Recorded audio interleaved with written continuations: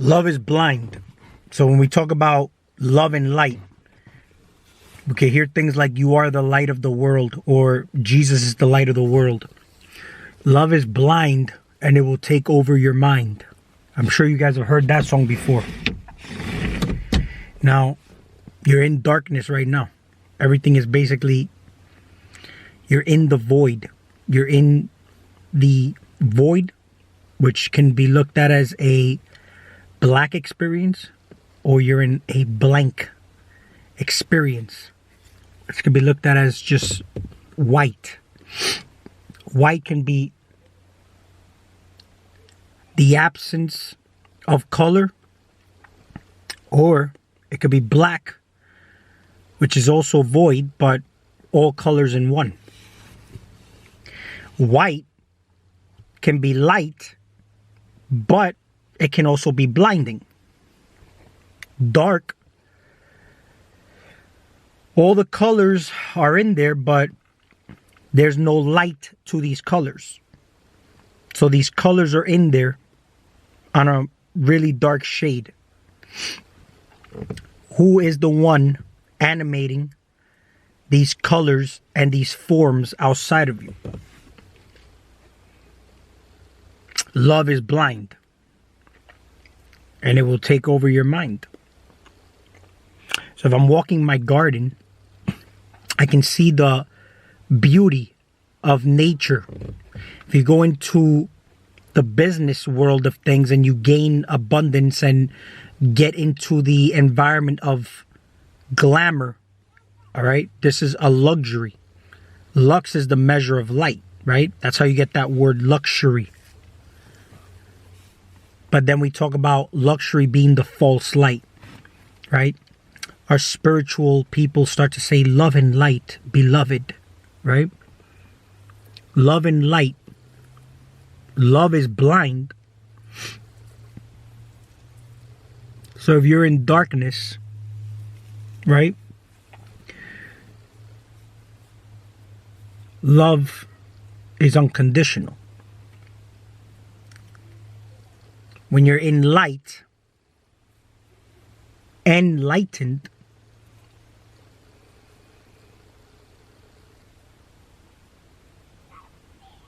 depending on where your perspective and where you're looking at it from, there's still conditions, right?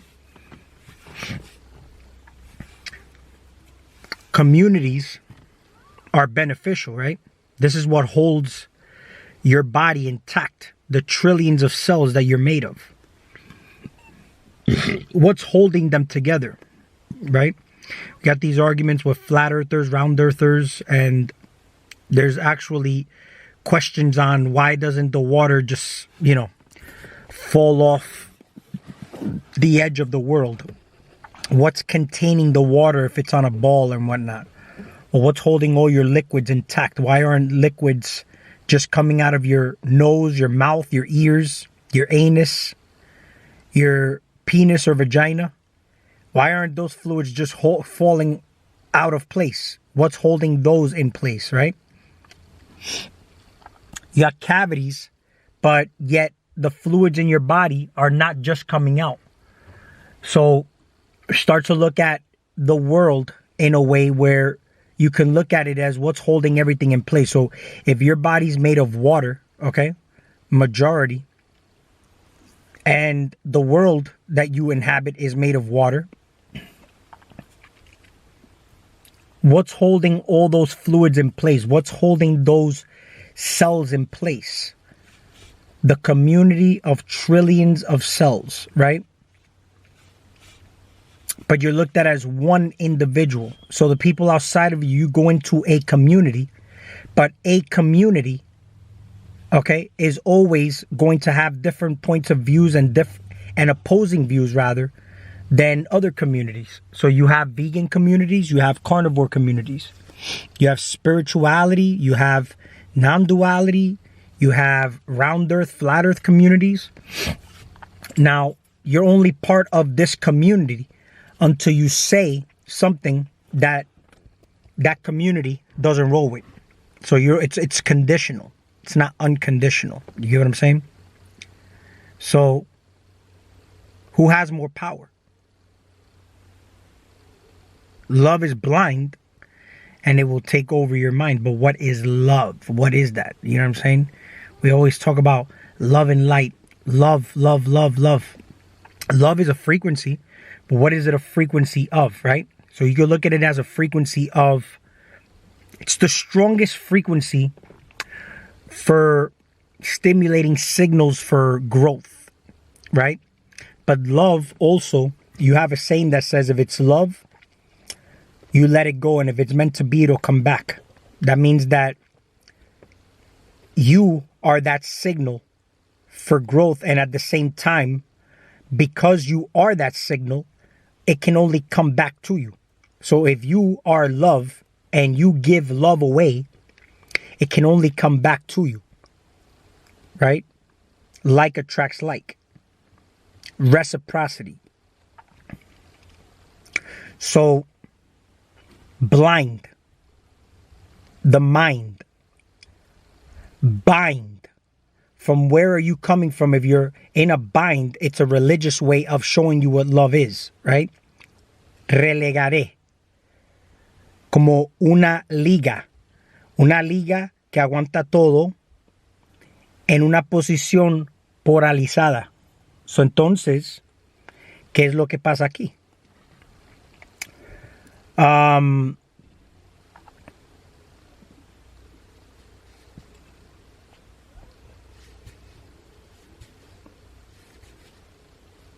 There is nothing to seek outside. You are that which you seek.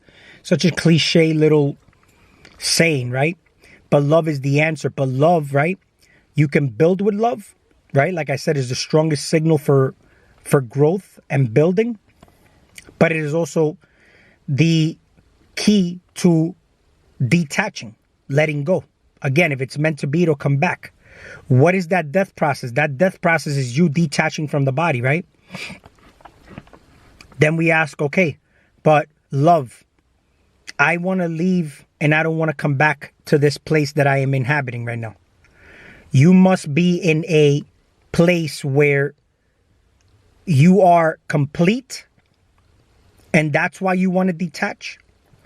Or are you saying, I want to die and not come back because this place is a fuckery and it's a place that I am not happy in? So that's the reasons why you may not want to come back. So now think about this. What place are you coming from when you say, I want to die and not come back into this human existence? Because I bet you if somebody says life is beautiful and precious and they're living a really, really good life, you always hear people say, life is good. Life is good, right? They may want to always chase that light to come back here, right? Because it's a comfortable place to be. Right? But that's not growth. So when you're in a place of comfort and neutrality, that's a superpower. But if you're not using that superpower properly, then you're just in stagnation. You're in that middle point and there's no growth. Okay? So when you die, okay, do you have these attachments to your heart? So if you are complete and you feel like you've done with your life what you want, which is true success, you feel like you've completed something, right? You don't feel like you have something still that you have to do. This is why it's a problem when you wake up and you feel like you always have to do something. There's people who are on spiritual journeys and you feel like you always have to do something. You feel like you have to do something to advance or to ascend or to be successful in life. You feel like you always have to do something. How about when you wake up and just have the experience that you're really nothing? Because that's the opportunity to say I'm all things. So when we start to even say things like, you know, higher frequencies are better than lower frequencies. I mean, we can once spiritual people say balance is key.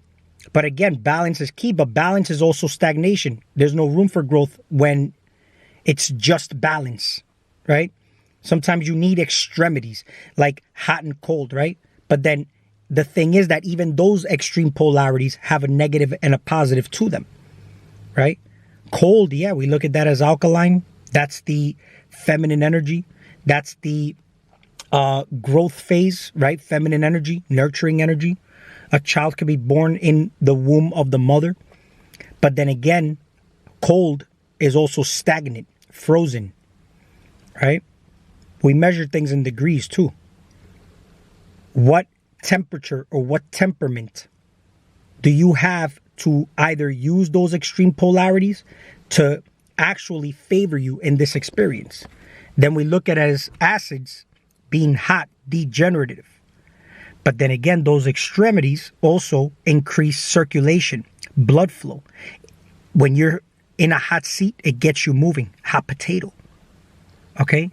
Pan caliente. Pescado frito. Mueve ese culo. Right? So, neutrality is natural. Nature is neutral. Natural state. There is no thing out here. That's why they say there's a thin line between love and hate. You can hate something so much that it stimulates a change, right?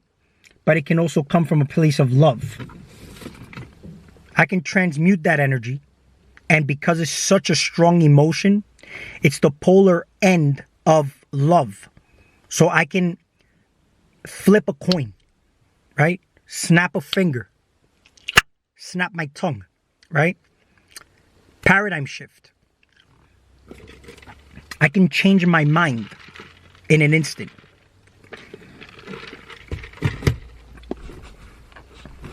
So love, death, detachment, but where are you at in that place though? That's like me saying, I'm going to set my mind to a mindset of abundance. But I would have to be in abundance to actually experience that frequency of abundance. I can't come from a place of saying, I want abundance, but because I'm in lack. This dude just walking straight at the edge of the car. El gato. El gato, the cat, right? Chases these rats from your environment and from your space, right? That's the benefit of having these cats. And then we have these bats, and the bats are blind, right? What stimulates bats? Sound waves. And what stimulates humans? You're guided more by your sight, and that's it. Just your sense of sight, right? First impression, last impression, but we base this on sight first. Love at first sight, right? But love is blind. So just think about this. Whenever we talk about low frequencies, high frequencies, you know, let's say if we talk about we're eating high vibrational foods because we want to be in a high vibration, or we want to have positive thoughts just to have higher vibrational experiences. Sometimes when you're too high, you need to ground. And the way you ground is with lower vibrational foods, right? Feminine energy, if it's not balanced, it's dramatic, because drama is attractive, right? But in a balanced state, a feminine woman is very attractive, right? A feminine energy is attractive energy. Negative ions is something you attract. You give off positive ions. That would be the nitrogen acid side of chemistry. You want to introduce the carbon alkaline side of chemistry into your system when it's called for, though, you know? I just wanted to make this video to basically just let out some things that were swimming in my mind and in my body. And I just wanted to basically just let this out, you know, let it out.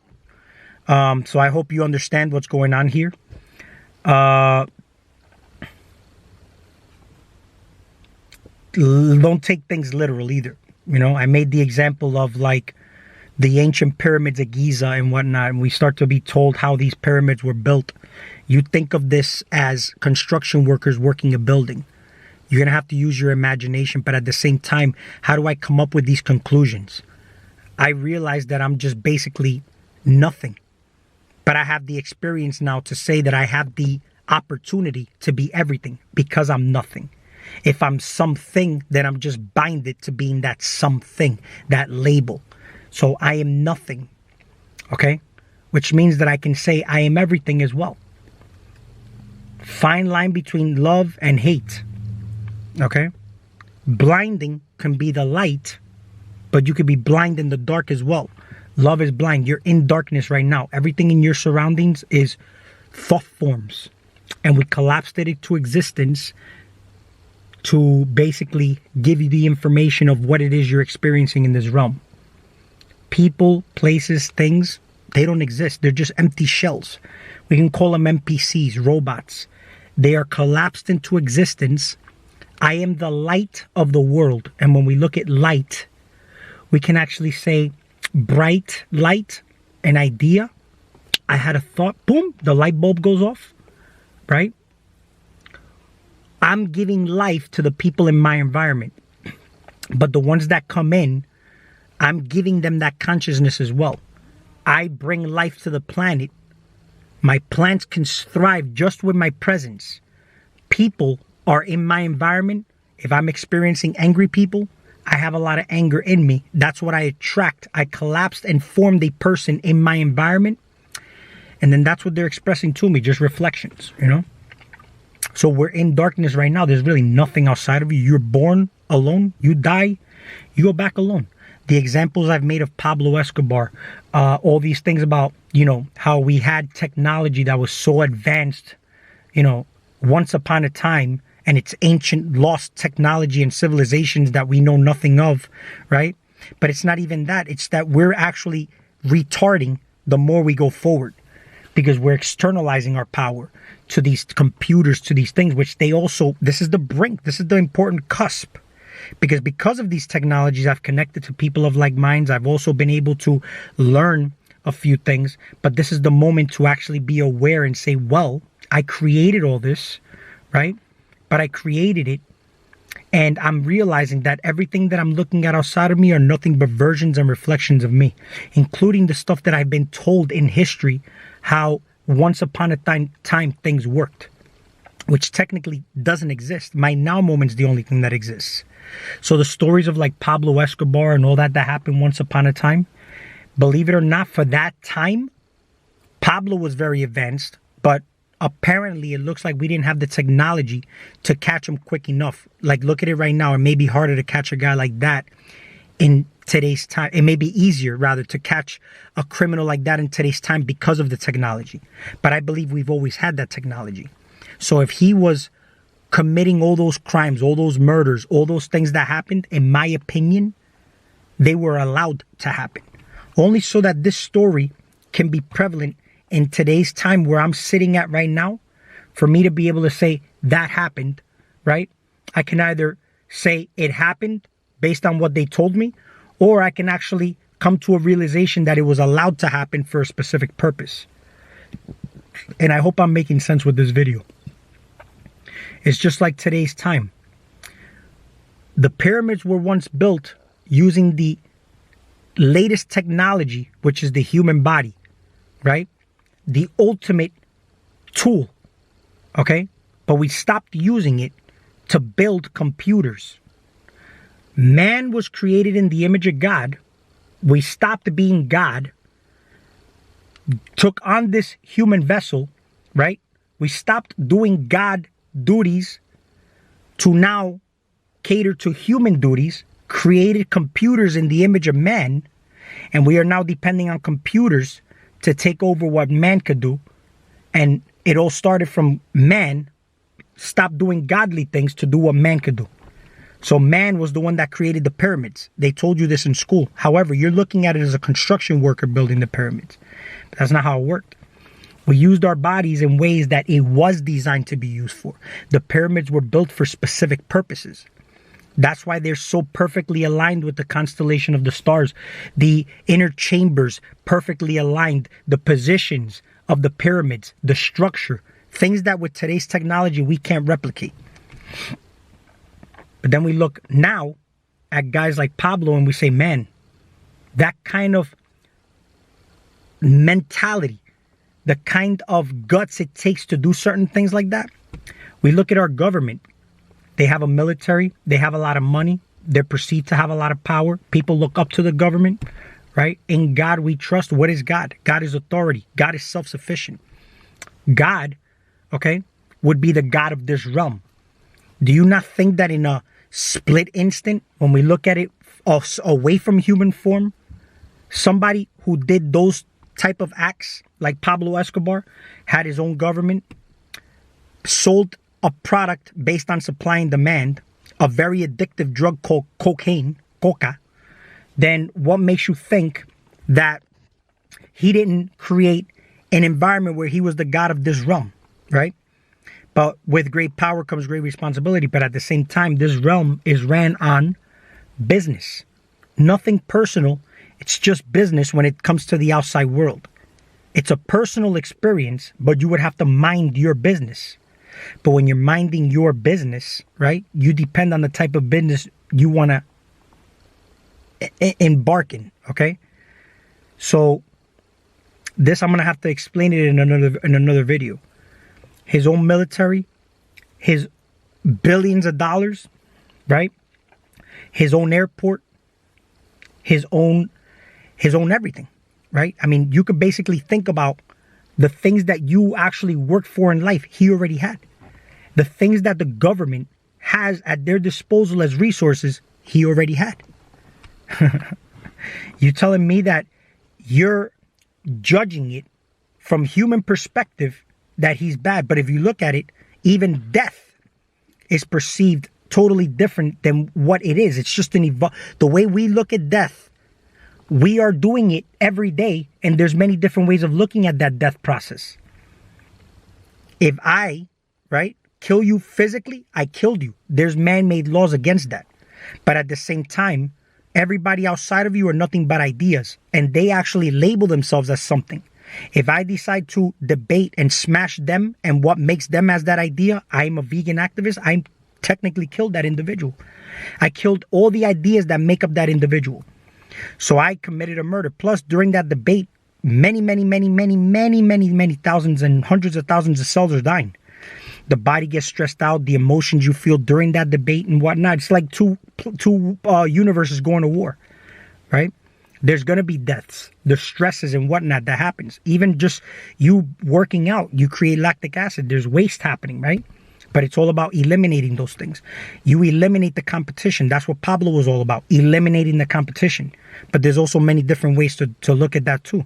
You could eliminate the competition by going to physically kill the competition, or you eliminate it in your mind knowing that there is really no competition. I'm telling you, there's many different ways to look at this shit. I'll make this disclaimer.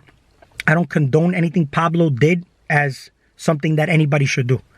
You are an adult, and I'm confident that people who watch my channel are adults, okay? So do your own research. But right now, I'm just putting my opinions on camera, and they're just stories. Like if you like my video, and we will talk soon.